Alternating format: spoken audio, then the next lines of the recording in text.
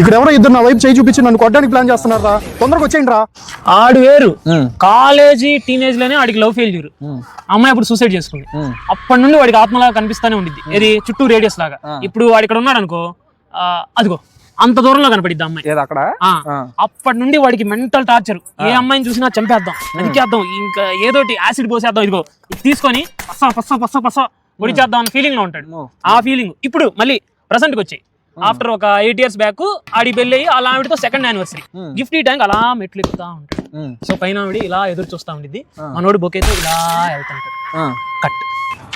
వీళ్ళు డీటెయిల్ వచ్చేస్తున్నారు. ఇప్పుడు నీకు క్లియర్ గా చెప్తాను తమ్ముడు, పక్కెళ్ళి ఆడుకో. ఆడు ఇక్కడ ఉంటాడు, ఆ దెయ్యం ఏడా పక్కనే వాళ్ళ ఆవిడ. వాడు గింజుకుంటాడు దెయ్యాన్ని చూసి చూసి చూసి. వాళ్ళ ఆవిడకి ఏం సమాధానం చెప్పాలి? కట్ చేస్తే దెయ్యం తిరిగి కట్టరా. వాళ్ళ ఆవిడ దెయ్యం, వాళ్ళ ఆవిడ దెయ్యం. సరే అన్ని వదిలే, హ్యాపీ యానివర్సరీ అని చెప్పి అలా హక్ చేసుకోబోతుంటాడు. వెనక నుండి వాళ్ళ ఆవిడ కసక్కని పొడిచేస్తాడు. అది సీన్. ఒరే ఎన్నిసార్లు చెప్పాను రా నిన్ను పక్కకెళ్ళి ఆడుకోమని. అప్పరించుకోపో, అటు ఆడుకోపో. పోతాను నాకు ఇది వద్దు.